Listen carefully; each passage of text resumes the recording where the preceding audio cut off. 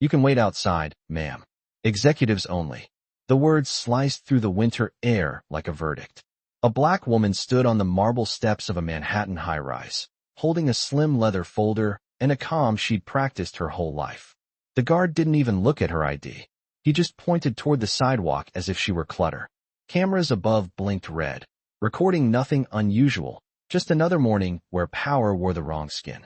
The woman's name was Amira Johnson, though no one here bothered to ask. They saw plain clothes, brown skin, no entourage, and decided she didn't belong. But in 7 minutes, that same woman would own every heartbeat in this building.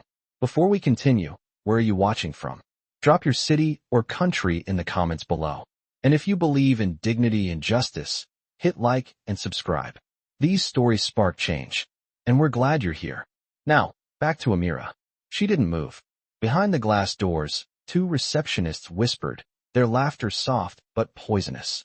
She's been standing there for 10 minutes, one said. Trying to get into the board meeting, apparently.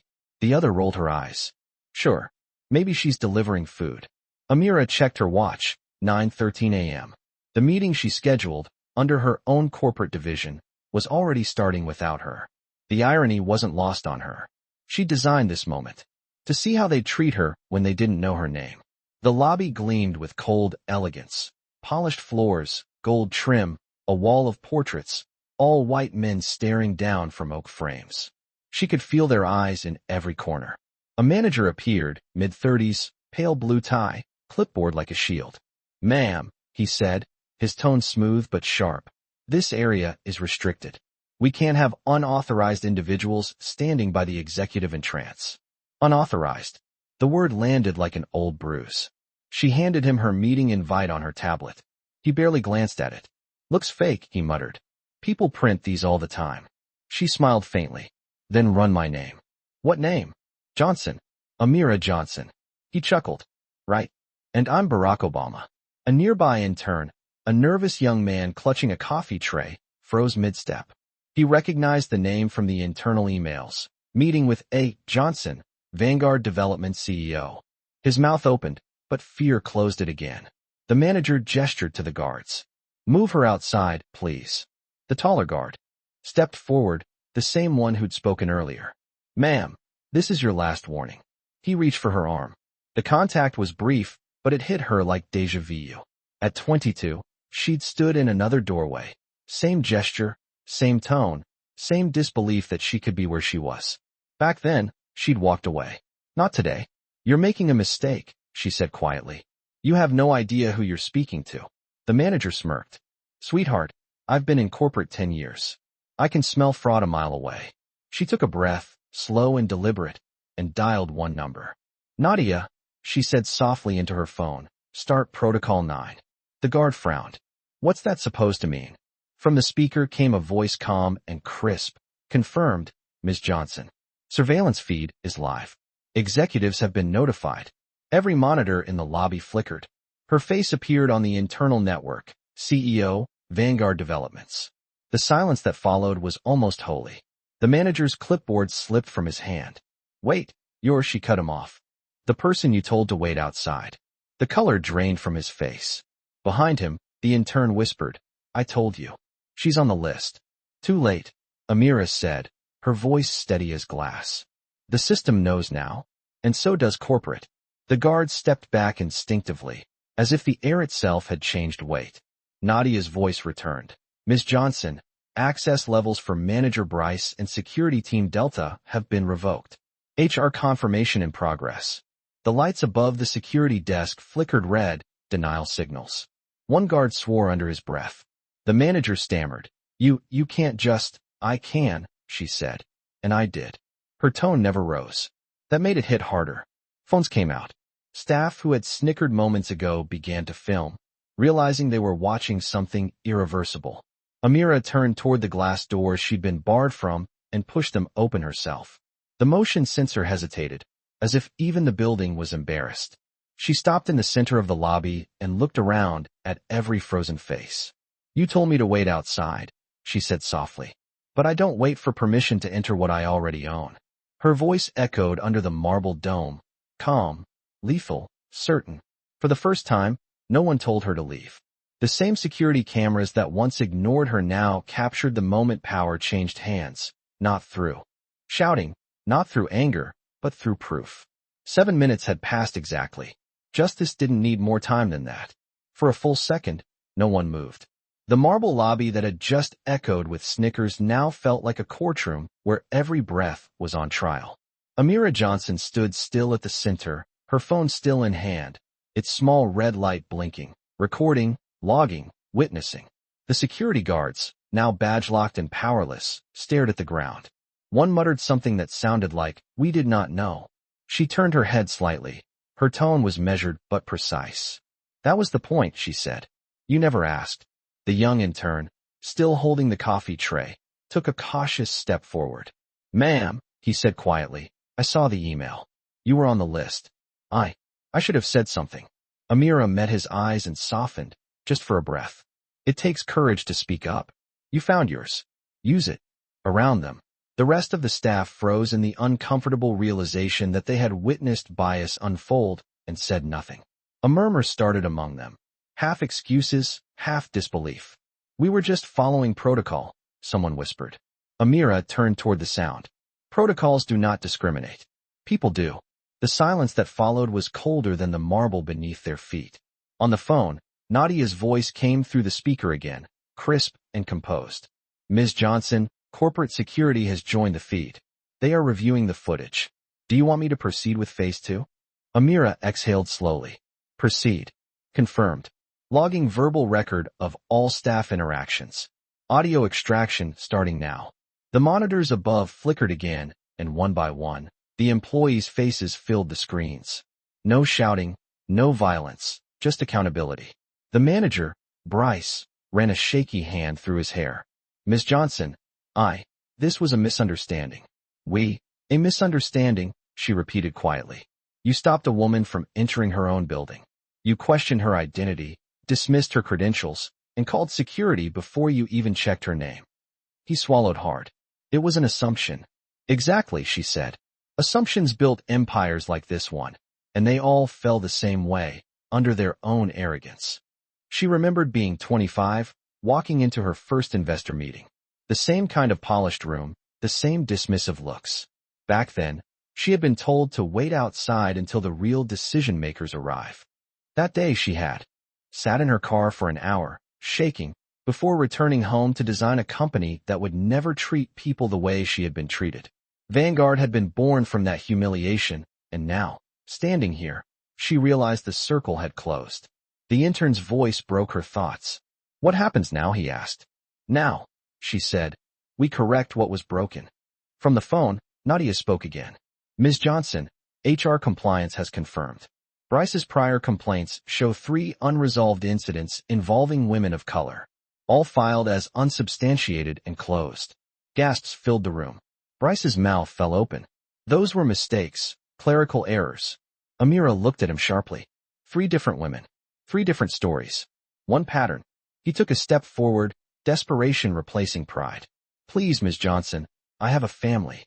"Then you should have thought about someone else's before you jeopardized theirs," she replied. A woman near the desk, one of the receptionists, finally spoke up, her voice trembling. I did not mean to be rude. I was just doing my job." Amira turned to her. "And your job is to decide who looks important enough to enter? Who deserves respect? Tell me, when you looked at me, what did you see?" The woman's lips parted, but no sound came. "That silence," Amira said softly, "is the sound of your bias showing." Nadia's voice returned. "Corporate legal has joined the session. They want to confirm if you wish to terminate staff access permanently." Amira's response was calm, immediate. "Yes." Effective immediately. Across the room, the building's access lights turned red again, sealing off logins, computers, and internal systems. Bryce slumped against the reception desk, his power evaporated in real time. The security guard who had first told her to wait outside removed his badge slowly and placed it on the counter. "I deserve this," he said quietly. "But you should know, Miss Johnson, not everyone here is like me." She nodded. "Then prove it. Speak when it costs you something." He looked down, ashamed but changed. The intern still stood frozen, eyes wide. Amira stepped closer to him. "What is your name?" "Eli," he said. Eli, you stood up when others didn't. Vanguard needs people who do that. Report to my office tomorrow morning. You start training with Nadia. His face lit with disbelief. Really? Yes, she said. You already passed your first test. The murmurs in the lobby grew louder. Shock. Fear all. Outside, through the glass doors, a small crowd had gathered. Phones were out. Cameras rolling. The incident already spreading beyond these walls. Amira didn't flinch. Let them see. Let them record how dignity looks when it stands its ground. She turned once more toward the staff. For years, people like me were told to wait. Wait for approval. Wait for opportunity. Wait to be seen. Not anymore. Nadia's voice came softly through the phone. Ms. Johnson, the press has been alerted. Would you like to make a statement? Amira looked straight at the main camera feed and spoke clearly. To anyone watching, this is what accountability looks like. I did not come here to humiliate anyone. I came to remind you that bias is not policy, and respect should never require a dress code. I will not wait outside another door I built. The red recording light blinked, sealing every word into evidence. Then she ended the call, slid the phone into her coat pocket, and turned to the staff one last time. 7 minutes ago, you told me to wait outside. Now, I am asking you to leave this lobby with whatever dignity you have left. No one argued. The guards walked first, then the manager, then the receptionist. As they exited, the intern, now trembling between shock and resolve, stood beside her. The silence that followed was not empty. It was full of reckoning. Amira glanced at the clock on the wall. 9:20 a.m. 7 minutes. Justice had kept perfect time. For a moment, the marble lobby held its breath. Outside, sirens could be heard faintly in the distance. Security response, corporate vehicles, or maybe just New York being itself. Inside, every sound seemed magnified. The faint hum of air vents, the nervous shuffle of shoes on polished floors, the quiet beeping of deactivated badges. Amira Johnson did not move from her place in the center. She stood as if rooted in the foundation of the building she owned, her calm a sharp contrast to the chaos that had just unfolded. Behind her, the revolving glass doors opened again, and 2 corporate compliance officers entered, wearing gray suits and carrying tablets. Ms. Johnson, one of them asked carefully. We received the escalation directly from your assistant, Nadia Evans. We are here to oversee the incident report. Amira nodded. Good. You are just in time. The remaining employees, the few who had not been fired, straightened immediately. One of them, a woman from accounting, whispered, This is really happening. The officers began setting up in the corner, connecting to the building's internal feed. Every monitor now displayed the same frozen image. Amira standing in the lobby with the words Live Compliance Audit flashing at the bottom of the screen. Ms. Johnson, the lead officer said, do you wish to proceed with immediate review of all personnel files flagged by behavior or language? Yes, she said simply. No delays.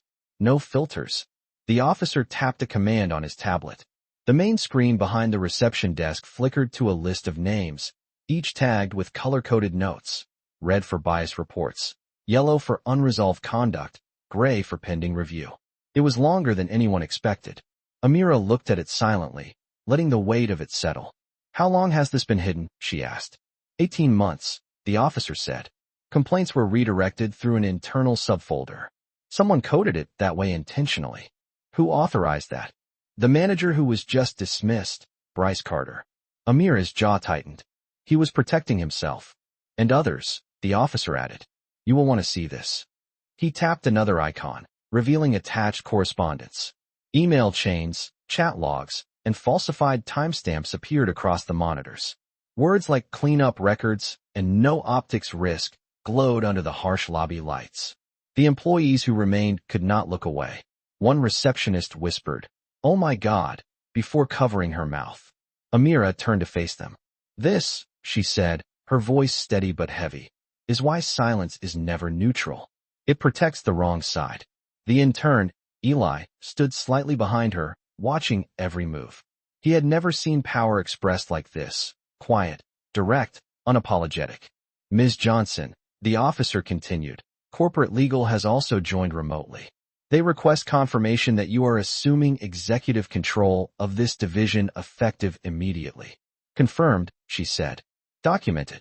Done. Amira walked to the reception desk and looked down at the rows of small framed photos along the counter. Portraits of former managers, mostly men, all smiling the same polished corporate smile. She ran her finger along the edge of one frame and spoke softly, but the room carried every syllable. These faces built a legacy that decided who belonged. Today, that legacy ends. She turned to the compliance team. Shut down external access. Freeze all accounts associated with the terminated staff. I want a full audit within 24 hours. Understood. The command sent a ripple through the system. The lights dimmed for a second, and the hum of computers fell silent. The building felt as though it were exhaling. Outside, the small crowd had grown larger, passers-by, journalists, and employees from nearby offices gathering behind the glass facade. Phones were raised, flashes flickering against the glass like lightning. Eli stepped closer. Miss Johnson, they are filming everything.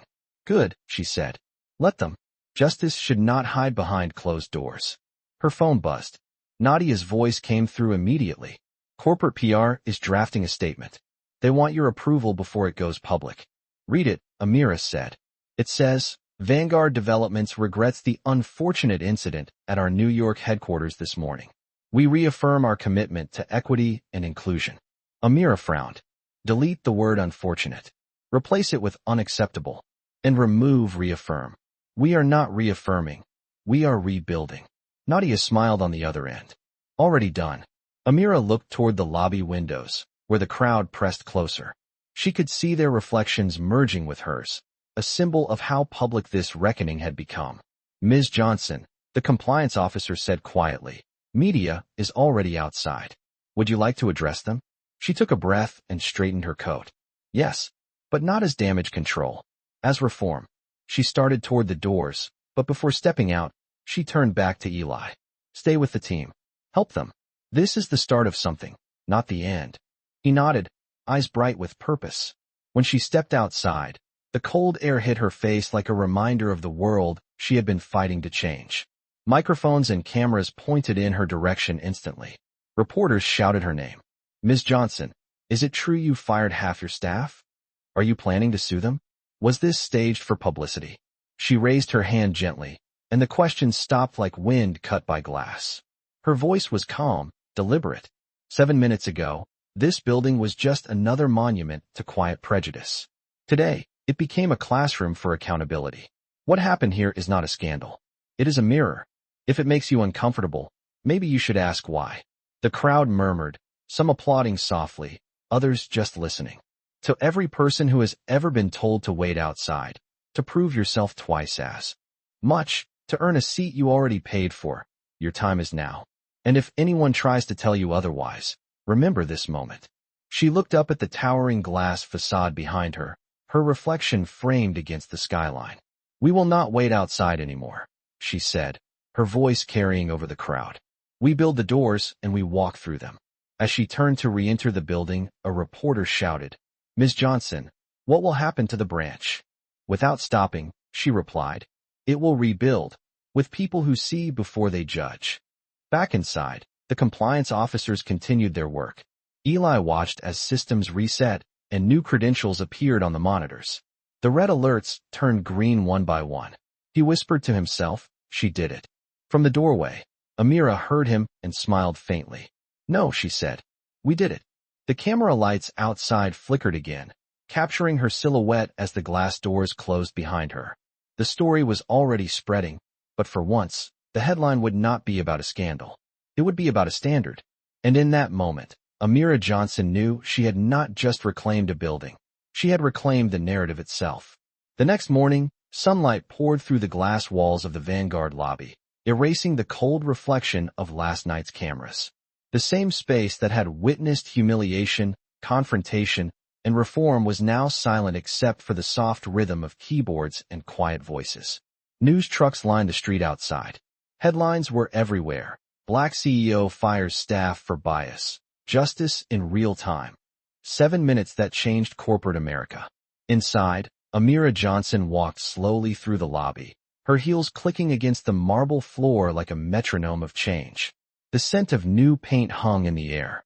Overnight, the maintenance crew had taken down the portraits of past managers. In their place, the wall was now blank, waiting for something new. Eli, the young intern, stood beside a digital kiosk updating files for new access credentials. He looked up as she approached. "Good morning, Ms. Johnson," he said, still uncertain if he was supposed to call her ma'am or boss. "Morning, Eli," she replied. "How is the team?" "Nervous," he admitted, "but working." The compliance officers stayed until 3 a.m. They said the audit report will be ready by noon. Amira nodded, her gaze sweeping the lobby.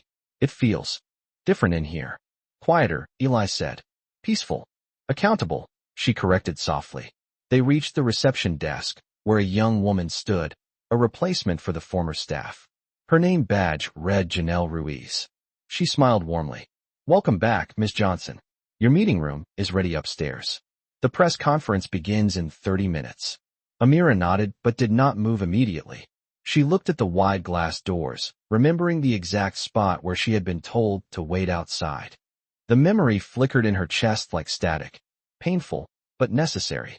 "You know," she said quietly, "people will talk about yesterday as if it was just about race. But it was about power. Who feels entitled to define it, and who is forced to prove it." Eli nodded.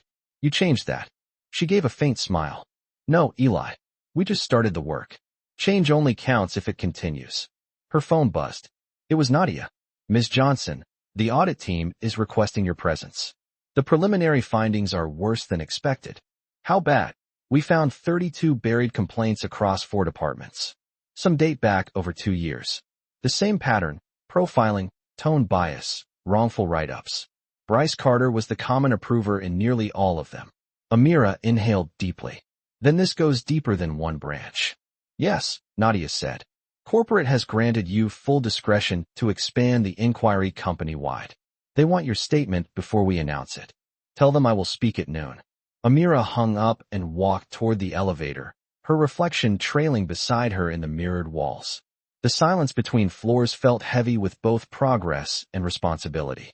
When the doors opened, she stepped into the executive conference room, once a space reserved for those who had ignored her existence. Now, it was filled with her team. Compliance officers, HR executives, and department leads all stood as she entered. "Sit," she said calmly. "We are not here for ceremony. We are here for correction." The lead compliance officer, a woman named Sandra King, projected a file on the large wall screen. "These are the archived cases from the New York division. The language patterns are consistent. Does not fit image. Requires additional verification. Potential reputational risk." Amira folded her arms. "Corporate vocabulary for prejudice." "Yes," Sandra agreed. "And we found identical phrasing in reports from other branches: Chicago, Atlanta, Dallas. All under the same internal directive issued 2 years ago: maintain brand alignment." The phrase hit the room like a warning siren. Amira narrowed her eyes. "Who authored that directive?" Sandra hesitated. "The document isn't signed, but the metadata traces back to the office of the former regional director, Michael Turner." "Turner," Amira repeated quietly. "He retired 3 months ago. Convenient timing." "There is more," Sandra added. "Turner's emails include correspondence with Bryce Carter and at least 2 other managers. They discussed screening high-risk appearances." That phrase was used repeatedly. Eli looked confused. "High-risk appearances?" Amira turned to him. "It is a coded way to say black, brown, or anyone who does not look like the image they want representing success." The room went silent again. Amira straightened, her tone steady but cold. "Pull every directive, every message, every name attached to this policy. We are not erasing what happened. We are documenting it." Sandra nodded. "Already underway.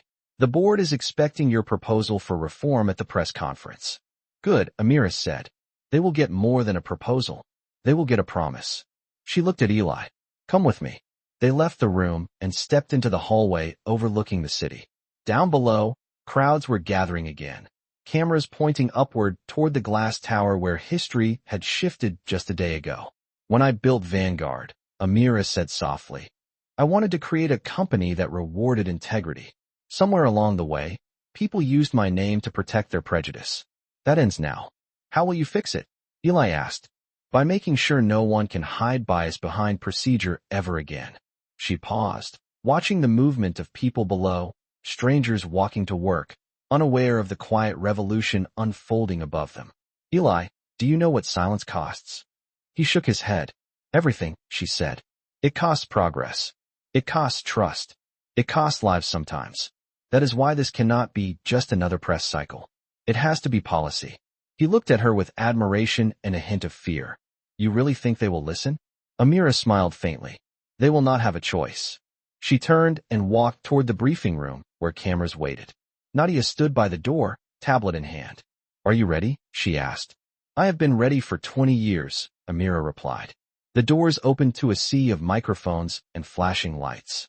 She took her place at the podium, the Vanguard logo glowing behind her. Good afternoon, she began. Yesterday, this building became a symbol, not of shame, but of change. What happened here was not isolated. It was systemic, and I intend to end it. The crowd of reporters leaned in. Amira continued, her voice unwavering. Effective immediately, Vanguard Developments will launch a full corporate audit across all divisions. We are implementing mandatory verbal and behavioral accountability programs, real-time complaint tracking, and zero tolerance for discrimination disguised as professionalism. She paused, letting the words breathe. We cannot rebuild trust with slogans. We rebuild it with transparency. The room erupted in applause, flashes exploding like lightning across the stage. As Amira stepped back, she caught sight of Eli in the corner, recording the moment on his phone. For him, this was history. For her, it was closure. But as she looked beyond the cameras, she knew it was also a beginning. When she left the stage, Nadia whispered, "The world is calling this the 7-minute revolution." Amira smiled softly. Then let them call it what it is, a start. Outside, the crowd's applause echoed through the streets, and for the first time in years, the city felt like it was listening. 3 months later, the skyline of New York glowed gold under the early spring light. The lobby of the Vanguard building, once a symbol of quiet exclusion, now looked entirely different. The marble floors still shone, the chandeliers still glittered, but the silence inside carried something new, a kind of calm born from clarity. A framed photograph hung near the entrance now, Amira Johnson standing with her team, no makeup retouching, no corporate pretense, just conviction. Beneath it, a small plaque read, "This space belongs to everyone." Every visitor saw it before they reached the reception desk. Amira arrived early that morning, as she always did. Her routine had not changed, but her world had. The 7-minute revolution, as the media had named it, had grown far beyond a single lobby incident. It had sparked a nationwide conversation about bias in corporate culture, and Vanguard had become the unexpected leader of that dialogue. She paused at the new mural spanning the back wall, a collage of faces of every background and color.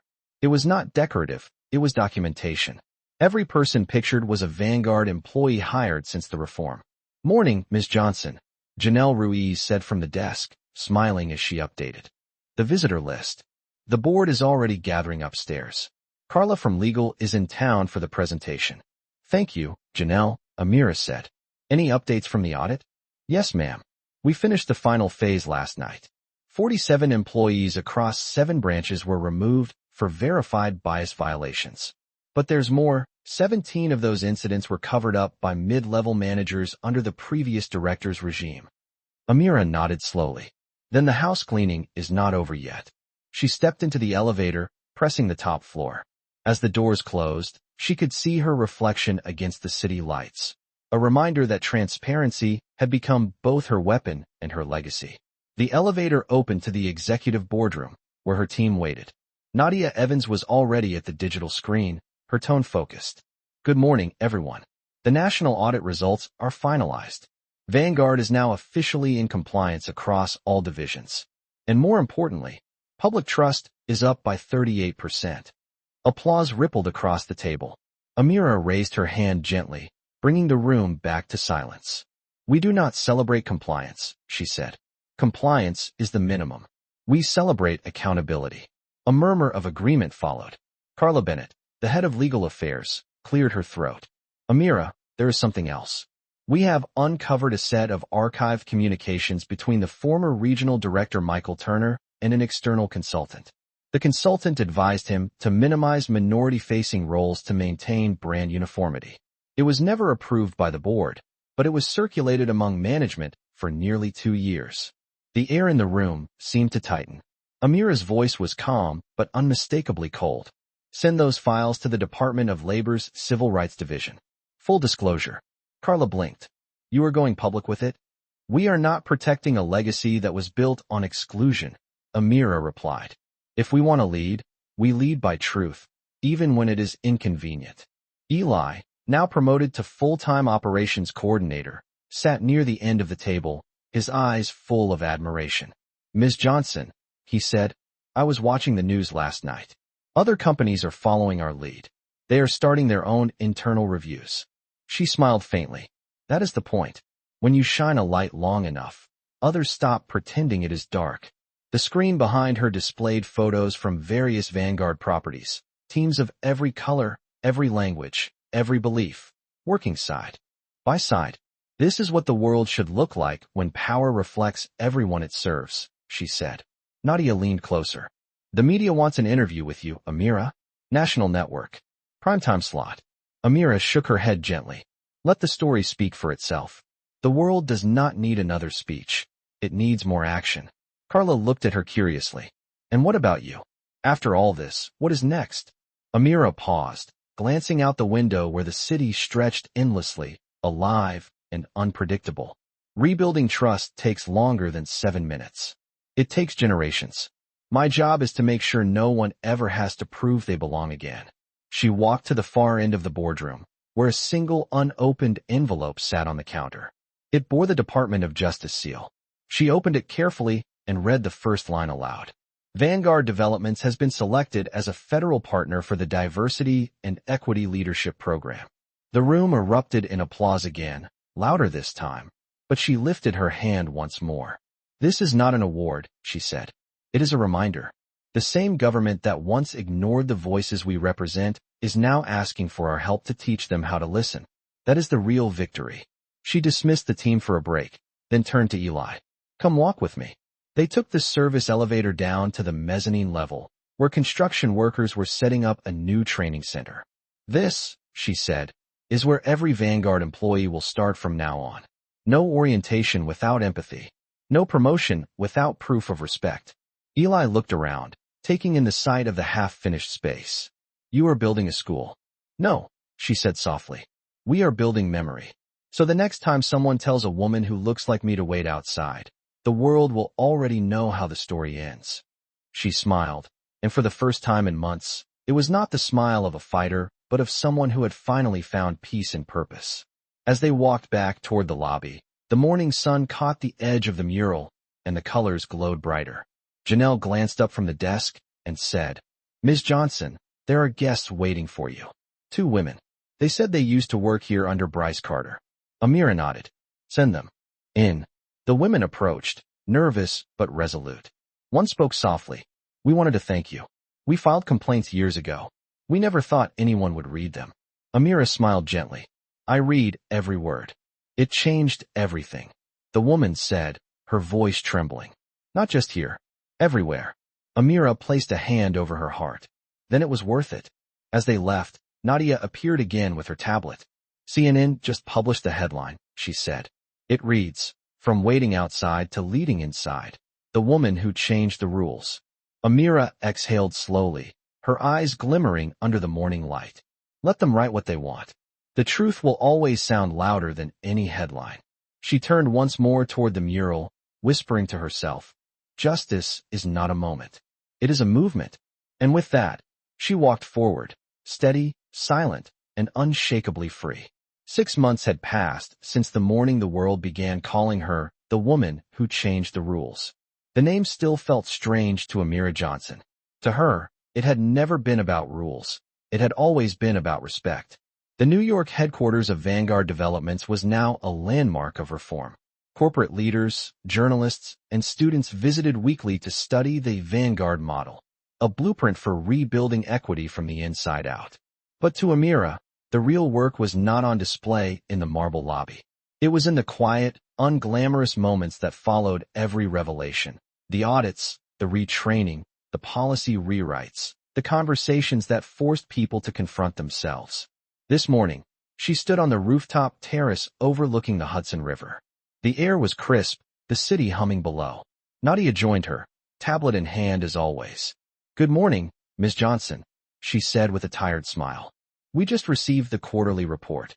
Revenue is up 19%. Employee satisfaction up 52. The board could not be happier." Amira smiled faintly. "Happiness is not the goal, Nadia. Growth with conscience is." Nadia nodded. "Still, you should let yourself breathe. The press wants another feature interview. This time with Time magazine. They want to call it the 7-Minute Legacy." Amira turned back to the skyline. "Tell them I will talk when there is something left to say. Right now, there is still too much to do." Nadia hesitated. "Actually, there is something else you should see." She handed her the tablet. The screen displayed an internal email. Flagged from the Chicago branch. An anonymous message from a staff member reporting that a new manager had begun using appearance-based discretion for client assignments. Amira's jaw tightened. "Again," she said quietly. "They never learn." Nadia spoke carefully. "It is a smaller incident this time. HR already started an investigation." "No," Amira said. "We are not waiting. Get me on a call with them." Within minutes, the video conference screen inside her office lit up with faces from the Chicago division. The accused manager, a middle-aged man in a Navy suit, appeared calm, almost dismissive. "Ms. Johnson," he began, "I believe this is a misunderstanding. The employee who filed the report is overreacting." "Then explain," Amira said, her tone cool. "What does appearance-based discretion mean in your own words?" He hesitated. "It means presenting our clients with the most polished representatives. First impressions matter in business." "And by polished," she pressed, "you mean what exactly?" He shifted uncomfortably. "Professional appearance, composure, tone, color," she interrupted. The silence that followed was louder than any admission. "I did not say that," he stammered. "You did not have to," Amira said.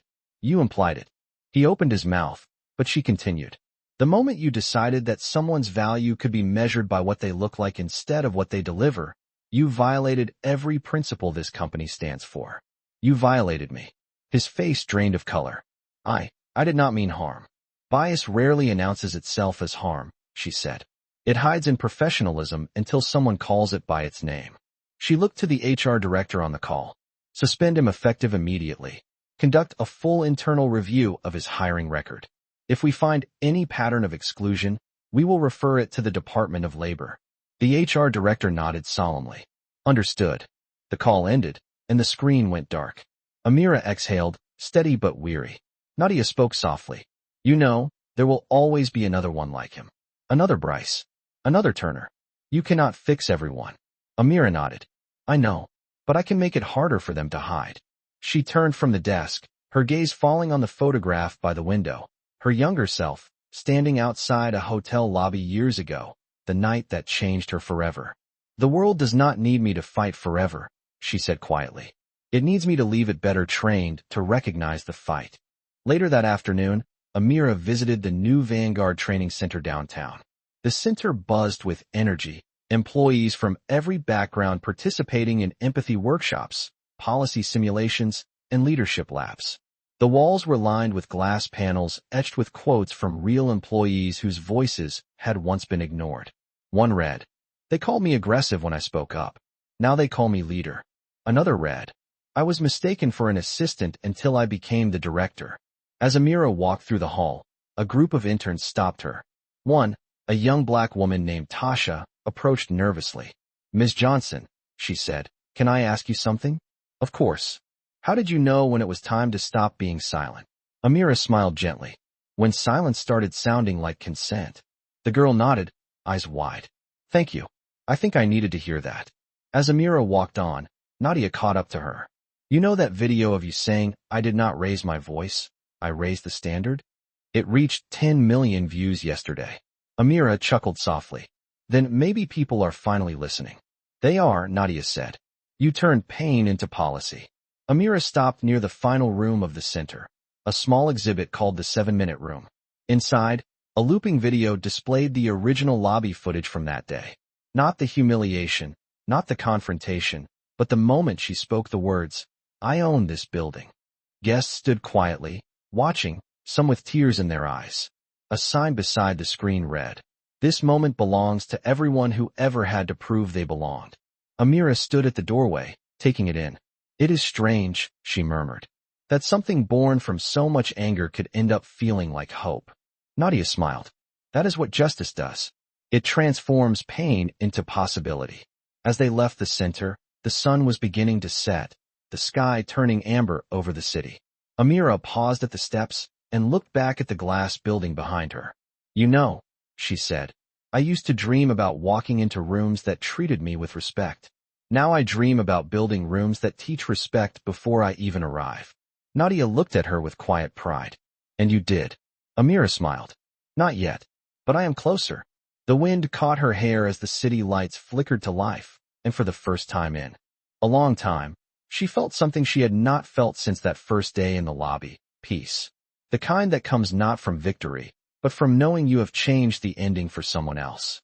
2 years later, the story that began in a marble lobby had grown into a movement that crossed borders. What started as one woman demanding respect inside her own building became a global symbol for accountability. The Vanguard model was now adopted in over 60 companies worldwide.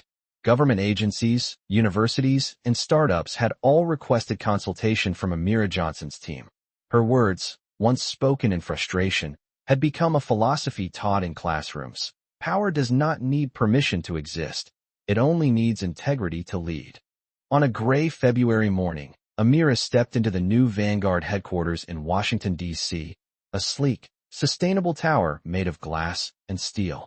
It was not just a corporate office. It was a living statement. Every wall carried digital screens showing live diversity metrics, open salary data, and anonymous employee feedback. Transparency was no longer a slogan. It was a structure. Nadia walked beside her, flipping through updates on her tablet. We have meetings back-to-back today, she said. First, the International Equity Summit. Then a call with the United Nations Initiative. And the press is still requesting interviews for the 2-year anniversary. Amira smiled slightly. They love anniversaries. They make justice sound like a milestone instead of a habit. Nadia grinned. You should put that on a billboard. They entered the conference hall, where representatives from other companies were gathering for the summit. Eli was already there, now promoted to Director of Operations. He was speaking with a group of international interns when he noticed Amira and straightened. Good morning, Ms. Johnson, he said. Everything is ready. You have earned the right to call me Amira. Eli, she said, smiling warmly. We are long past titles. He laughed softly. Old habits die hard. As the summit began, Amira took the stage to speak. She looked across the room. Faces from every country, every industry, every age. The crowd fell silent as she began. 2 years ago, I stood in a lobby where my name, my money, and my merit could not buy me basic respect. I was told to wait outside, as if dignity had a dress code. But that moment taught me something powerful. Respect is not something you request. It is something you enforce through action. And action begins with accountability. Cameras flashed, pens scribbled. Her tone was steady, deliberate. Since then, Vanguard has changed more than policy. We have changed people. Not because we demanded perfection, but because we demanded awareness. Bias does not vanish. It is managed, confronted, and corrected. Every company here must decide whether it will lead that fight or follow it. Applause rolled through the hall. When the summit ended, Amira stepped off the stage, surrounded by reporters and executives eager to shake her hand. Among them was a man in his 60s wearing a conservative gray suit. He introduced himself quietly. Ms. Johnson, my name is Richard Owens. I was a regional manager at Horizon Hotels when that incident happened. I was not involved directly, but I did nothing either. I have carried that guilt ever since. Amira studied him for a moment, her expression unreadable. And what did you do with that guilt, Mr. Owens? He swallowed hard. I left. I started my own training firm for hospitality staff. We use your story as a case study. It changed me. Amira nodded slowly. Then you did the right thing. Regret is useless unless it reforms behavior. He nodded, his eyes glistening. Thank you. After he left, Nadia leaned in. You could have ignored him. Ignoring people got us here, Amira said softly. Listening is what keeps us moving forward. Later that evening, she returned to her office overlooking the Potomac River. The city lights shimmered like reflections of everything she had built and lost. She opened her email and saw a message from an unfamiliar address. The subject line read, "From someone who watched you that day." She hesitated, then opened it. The message read, "Ms. Johnson, I was in the lobby that morning. I was one of the guests who said nothing. I filmed part of what happened but never posted it. I was scared. Now I work for a company where I see the same things happening, and I think about you every time. I wanted you to know that your silence that day spoke louder than any outrage could. You changed how I respond to injustice." Amira leaned back in her chair, the glow of the screen reflecting in her eyes. She whispered to herself, "Justice has an echo." Nadia entered quietly. "Long day?" she asked. "Long life," Amira replied with a faint smile. Nadia placed a file on her desk. "We have an invitation from the White House. They want you to lead the new National Equity Council." Amira's brows lifted. "Government?" "Yes," Nadia said. "They said it was time the system learned from someone who fixed one." Amira chuckled softly. "That is ironic. The same structures that once kept me outside now want me to redesign their doors." Nadia grinned. "Are you going to do it?" Amira looked out the window at the river, calm under the night sky. "If I can turn one building into a revolution, maybe I can turn one nation into a reminder." She opened the file and scanned the proposal. At the bottom, there was a line that read, "Advisory term, 7 years." She smiled to herself. 7 minutes started this. 7 years might just finish it. The next morning, Amira stood again before a mirror, straightening her blazer. She looked older now, wiser, but her eyes carried the same steady fire. Nadia entered, ready with her notes. "Ready for another battle?" she asked. Amira turned and smiled. "Not a battle," she said. "A beginning." As they left the office, cameras waited once again, but this time the flash of light did not feel invasive. It felt earned. Amira walked through the lobby of the Washington headquarters, where a new inscription had been engraved on the wall. It read, "Built on accountability. Led by respect." She ran her fingers across the words and whispered, "We did not wait outside. We built a way in."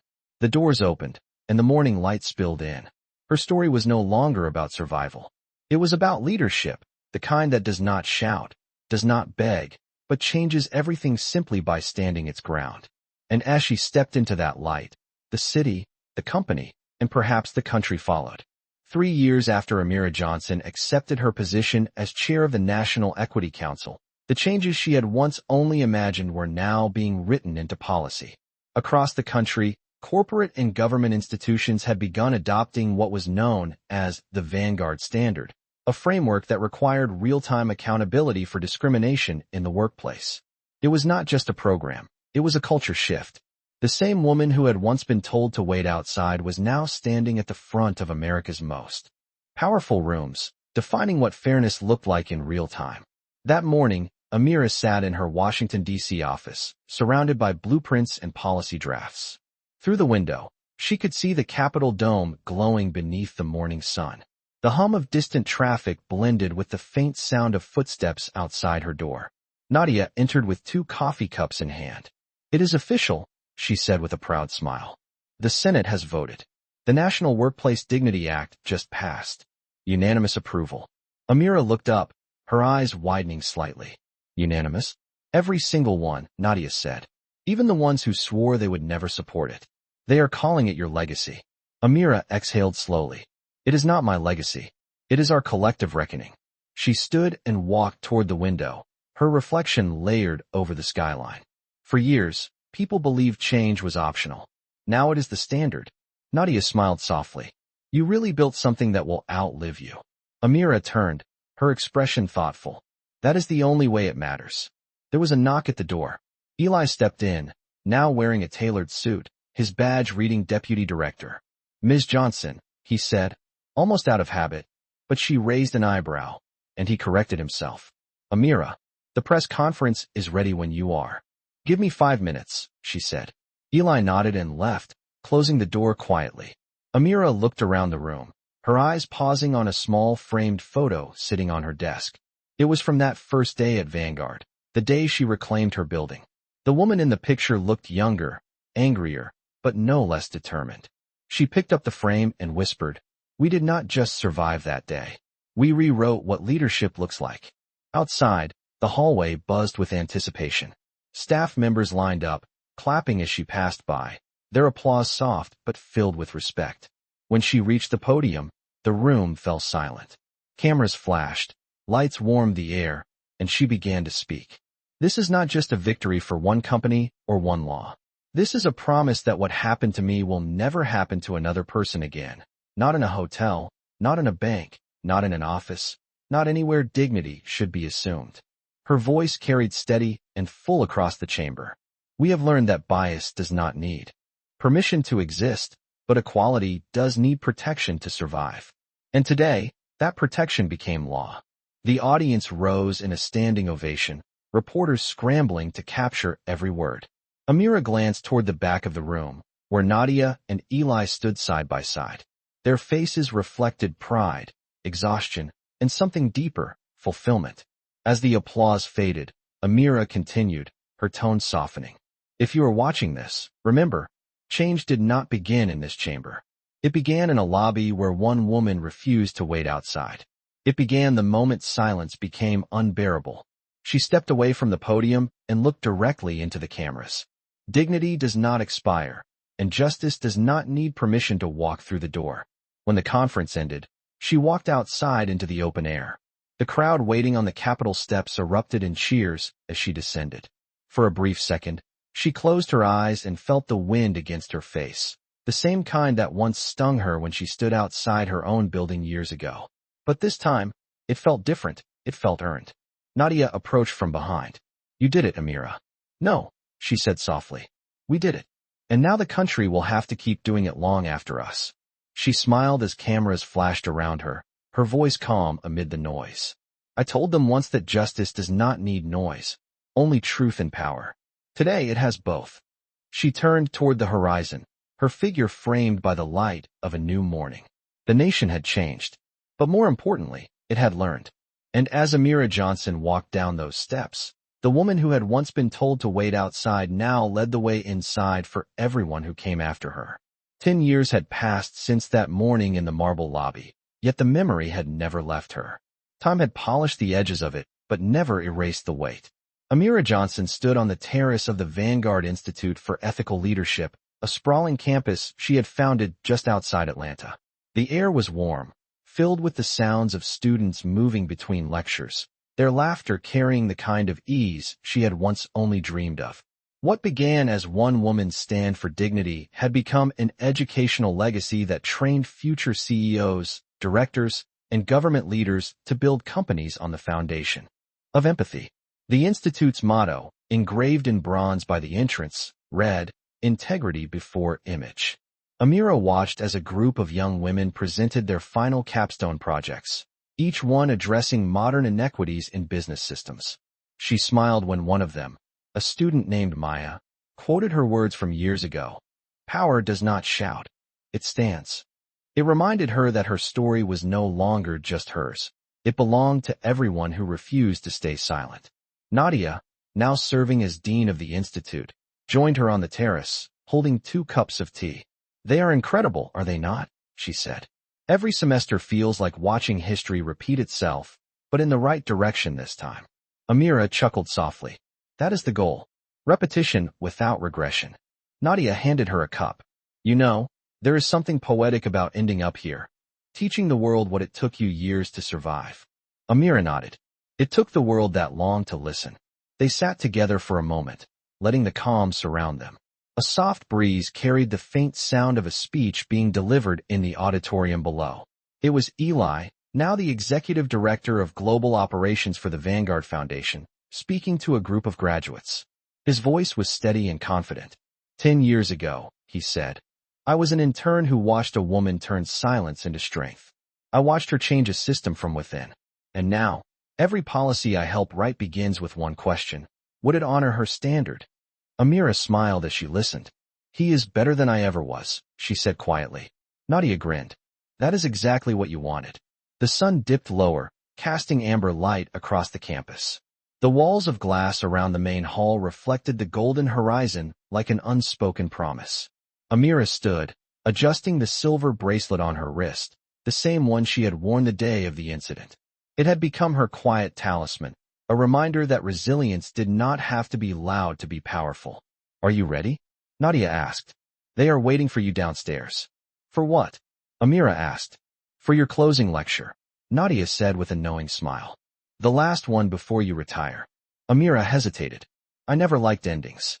Then call it a continuation, Nadia said. You built something that no longer needs you to stand in the center. That is how you know. You have done your job. Amira nodded slowly and followed her into the auditorium. The room filled with students, alumni, and staff rose in applause as she walked on stage. She waited for the noise to settle, then spoke softly into the microphone. When I was 34, I was told to wait outside a building I owned. I could have walked away that day, but I did not.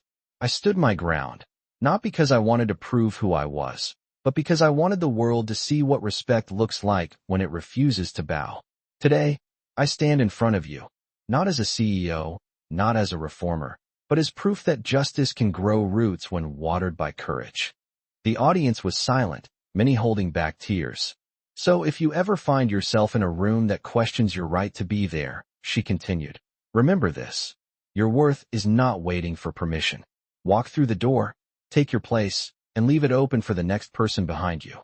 She paused, letting the words settle in the air like truth finding its home. Because that, she said finally, is how change stays permanent. The room erupted in applause, a standing ovation that lasted long after she stepped away from the podium.